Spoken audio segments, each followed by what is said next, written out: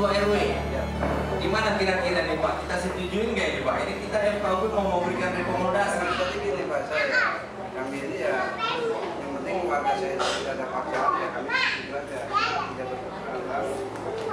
Negara kita Pak, negara Pancasila, negaranya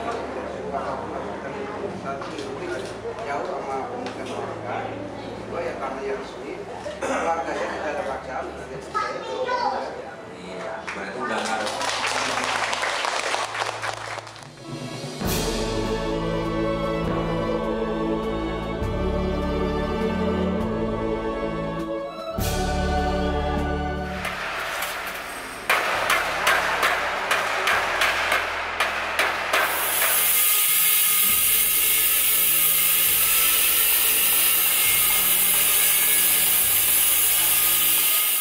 Hari ini, umat bergotong royong memasukkan bangku ke dalam gereja. Ini adalah salah satu bentuk keterlibatan umat dalam menyambut peresmian gereja Santa Clara, Paroki Bekasi Utara.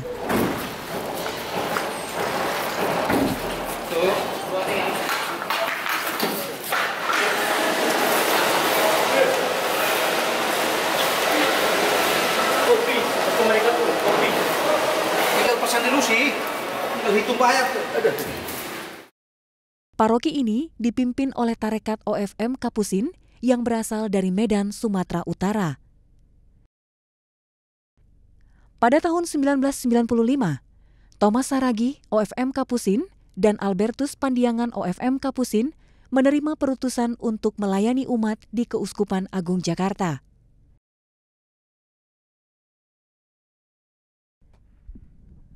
Uskup Agung saat itu, Monsinyur Leo Sukoto SJ, menawarkan sebuah paroki di Jakarta sebagai tempat pelayanan mereka.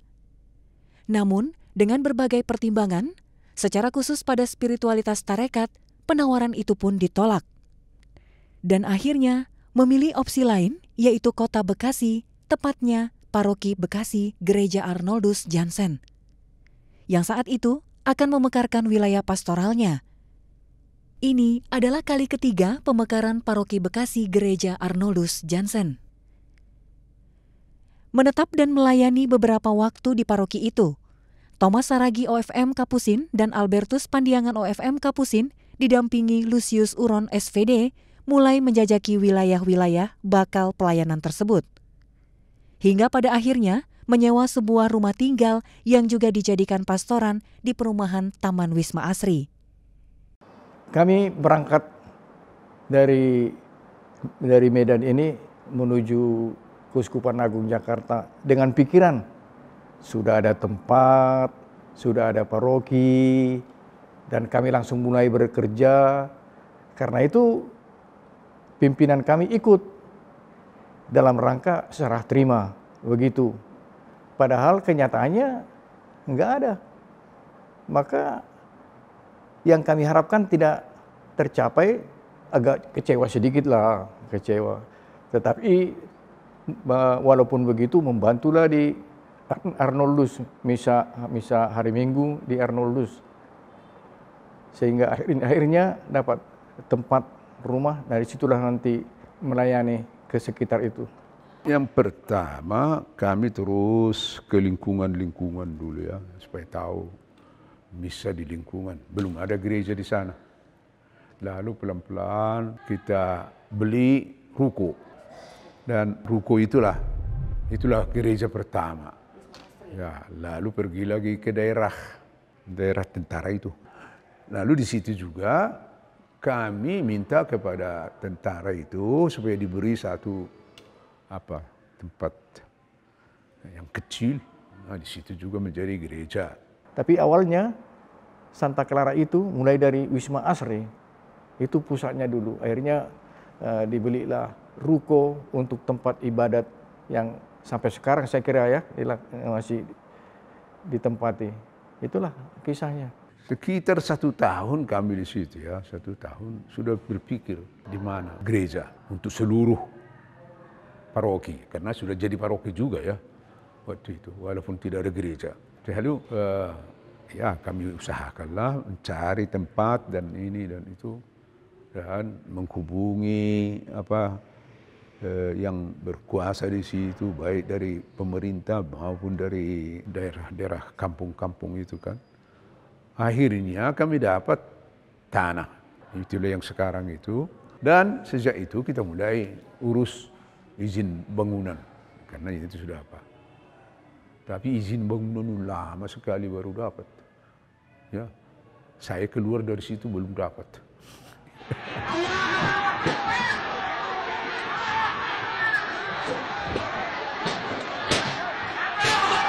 Ya, sejak mereka berkarya di paroki ini, terjadi beberapa penolakan dari sejumlah ormas Islam. Mereka menentang berdirinya Gereja Santa Clara Paroki Bekasi Utara saat itu. Hal itu menyebabkan proses pengurusan izin mendirikan bangunan pun terhambat dan menjadi tantangan terbesar pastor-pastor setelahnya. Dan pada waktu itu tantangan itu sudah jelas di luar Wisma Asri, bahkan gereja HKBP pun dibakar. Masih saya ingat itu, ada di jalan yang menuju ke Babelan dari luar, lingkar luar itu dibakar. Nah, itu saya ingat. Tantangan yang kedua, umat. Umat ini belum lagi kompak. Ya karena selama ini ada ya umat dari Keranji, ada umat dari Arnoldus. Dan umat dari Arnoldus itu saya lihat perhatian dari paroki Arnoldus karena luas ya. Sehingga tidak sempat membuat umat sampai ke Babelan ini ya, masih belajar untuk bersatu lah kita ini. Masih di situ apanya. Kitalah nanti satu paroki. Itulah usaha kami menanamkan semangat bahwa kita nanti satu paroki. Boleh saya usulkan. Usulkan itu di depan Plaza Ramadhan yang nantinya menjadi pertemuan. Ruang pertemuan apa? Ruang pertemuan. Itu pastorat. Itu atas Jadi bawah ruang pastorat. pertemuan PIK itu direncanakan kan? Iya. Nah, Depan Gua Maria. Iya. alangkah baiknya kalau di situ boleh atau di bawahnya, kan di bawah persis begitu kan, atas bawah kan sama itu boleh. Dan supaya nanti pada waktu mereka sudah siap, semua akan bersiap di sana. Pada waktu keluar, kalau syukur-syukur bisa di atas, pada waktu keluar menuju pintu itu kita bisa iringi dengan nyanyian. Apakah kalau misalnya di ruang pastorat itu ruang ganti uskup Semua dijadiin satu sih. Ruang ganti uskup. Nanti kan balik lagi dia ke bawah. Umat di sana adalah umat yang dinamis. Lalu sangat menarik untuk pelayanan di sana karena umatnya begitu berkembang. Menarik karena mereka bersemangat di dalam kehidupan menggereja. Tantangan di sana ialah betapa sulitnya untuk memperoleh izin mendirikan bangunan rumah ibadat gereja. Tantangan itu berasal dari masyarakat, dari tokoh-tokoh masyarakat juga terasa. Maka di sana tantangannya ialah dibutuhkan suatu militansi untuk berhadapan dengan masyarakat sekitar yang diharapkan boleh mereka memberikan dukungan dalam pembangunan gereja. Itu tantangan yang utama. Jadi waktu saya bilang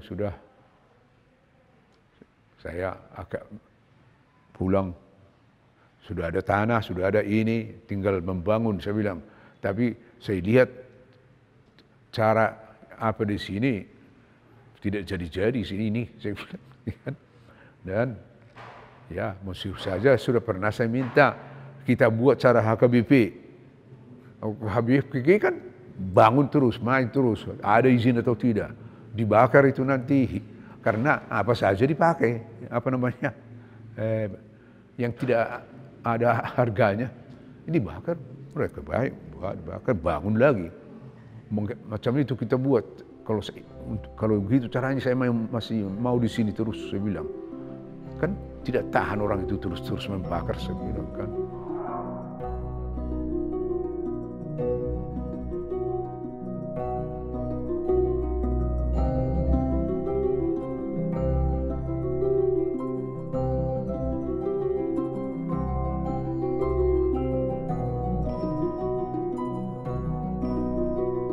Yang saya ingat pada urusan izin mendirikan bangunan, ada seorang tokoh Islam yang sangat simpati. Dan juga kita harus berterima kasih kepada Bapak Wali Kota yang ikut mendukung usaha untuk pembangunan gereja itu. Tapi memang begitu prosedurnya. Tahap pertama, dukungan dari masyarakat. Sesudah lengkap dukungan masyarakat itu sesuai dengan peraturan dua menteri, Menteri Agama dan Menteri Dalam Negeri, maka itu melangkah kepada kecamatan, dari kecamatan kepada FKUB dan dari FKUB kepada Bapak Wali Kota. Prosedur ini kita tempuh, kita tidak melangkahi apa-apa pun dari situ, sehingga dengan demikian boleh dipertanggungjawabkan perolehan IMB itu, tidak sesuatu yang direkayasa. Setelah kita adakan sosialisasi dan beberapa pencarian warga, pertama saya ucapkan terima kasih kepada Bapak Ibu yang benar-benar dengan rela tanpa ada paksaan mau memberikan tanda tangan untuk kita bisa membangun gereja. Karena ada satu persyaratan undang-undang bahwa kita harus mendapatkan larangan hanya 60. Tapi alhamdulillah kita bisa dapat yang datang 80, tapi yang benar-benar sah 71. Jadi saya terima kasih buat Bapak Ibu sekalian yang mau datang ke kami, mau memberikan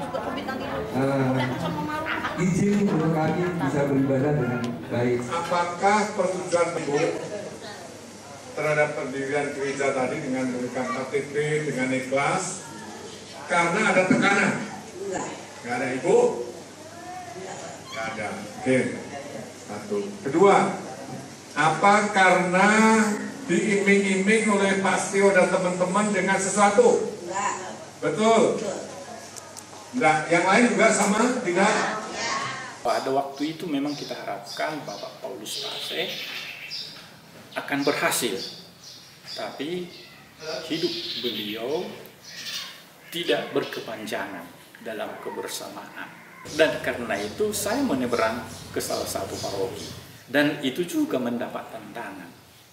Secara terus terang dikatakan oleh mereka-mereka yang tertentu itu, apakah tidak ada di kalangan kita di sini yang bisa mengurus itu? Saya katakan, ada. Tapi izinkan saya melihat yang lebih ada lagi. Untungnya beliau bersedia dengan segala pengalamannya, juga mengalami kepahitan, mengalami tegangan, ada dikatakan juga mengalami stres, dan hal yang sama itu dialami oleh beliau itu dalam pengurusan IMB Paroki Santa Clara. Tapi syukur beliau bisa menembus jaringan-jaringan yang paling inti, sehingga dengan demikian kita mencapai suatu titik puncak keluar IMB. Karena sekian lama perjuangan dirasakan, maka begitu kita menerima itu, luar biasa itu. Artinya nggak menyangka bahwa secepat itu kita bisa berjuang untuk mendapatkan itu. Artinya dari periode saya itu hanya kurang lebih 1,5 tahun bisa dapatkan izin itu IMB. Tepatnya tanggal 28 Juli 2015. Sukacita, terharu, bahagia. Karena apa? Yang kita pikirkan sekian ribu umat akan mendapatkan gereja yang layak untuk mereka bisa beribadah. Saya melihat pembangunan gereja ini punya dinamika. Tak ada yang bisa dilanjutkan kalau tidak ada yang memulai. Kita harus menghargai titik awal apapun itu. Pastor Thomas Rabi, sempat mereka seperti anak kos di sana sebagai pastor karena tidak ada tempat, pindah-pindah tempat mereka. Dari beliau itu sampai kepada periode-periode berikut, tetap ada suatu dinamika, ada ketegangan, ada kegembiraan, ada harapan. Pertama memang umat harus belajar sejarah. Sejarah itu memberikan poin bagi umat untuk memahami kehadirannya di sini. Lalu melalui sejarah bisa dipetik dari berbagai peristiwa keberadaan mereka di sini seperti apa, dan kemudian mereka mau buat apa di Bekasi Utara ini secara khusus. Tetapi saya mau mengatakan begini, gereja sekarang sudah berdiri dan ini menurut saya cukup megah. Saya ingin kemegahan itu tampil dalam upaya pelayanan yang sederhana. Pertama-tama terhadap warga sekitar gereja, dan itu bisa memancar sampai ke lingkungan-lingkungan. Ya. Gereja sebagai gedung yang ada sekarang ini menurut saya hanya sebagai suatu simbol tempat kita untuk berkumpul, berdoa, yang kemudian memang harus berbuah keluar gereja. Hari ini saya Wali Kota Bekasi meresmikan Gereja Santa Clara yang dinantikan selama 21 tahun.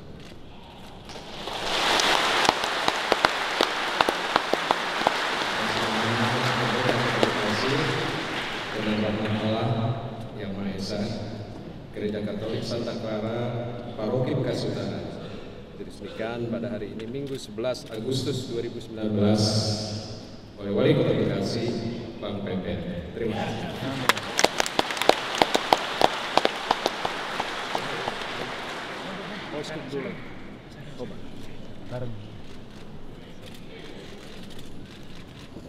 Jadi saya mau mengatakan sekarang tidak lagi perjuangan di lingkungan-lingkungan. Saya tidak tahu mereka terus itu, karena sekarang sudah ada pertemuan kita di gereja itu. Nah, itu suatu kemenangan kita ya. Dan kemenangan itu jangan dibuat lagi lemah. Seharusnya harus lebih maju lagi. Harus lihat juga, pasti ini bantuan Allah ini. Maka bisa sampai begitu. Ya harus kita pergunakan dan bersyukur. Dan bersyukur satu-satunya cara ialah bahwa kita rajin datang dan betul menyatakan iman kita lebih baik lagi.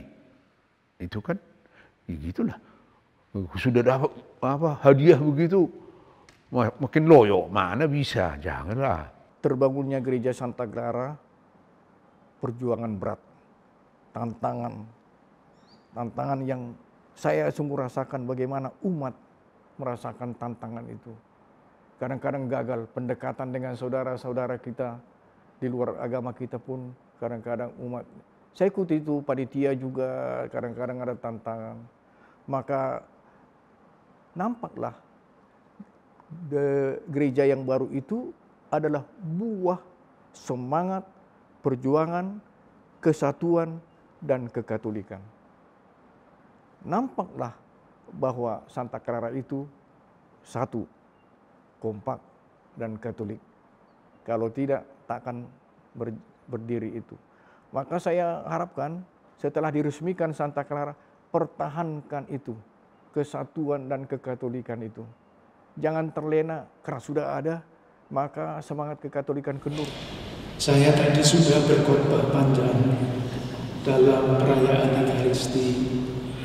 Intinya satu, semoga dengan berdirinya gereja yang baru ini, umat di paroki ini selalu berusaha, seperti dikatakan oleh Bapak Provinsial tadi, berbuat baik demi kemuliaan Tuhan, kebaikan sesama. Umat Katolik di Indonesia ini kalau membaca sejarah panjang, diwarisi oleh para perintis pimpinan gereja Katolik sejak sebelum zaman kemerdekaan.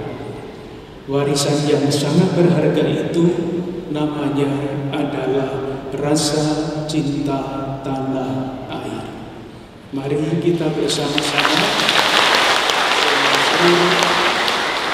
dalam pimpinan Bapak Menteri dan Bapak Wali Kota beserta jajaran pimpinan pemerintah, kita kembangkan, kita wujudkan rasa cinta tanah air itu. Mari kita ungkapkan rasa cinta tanah air kita ini dengan menyanyi Rayuan Pulau Kelapa.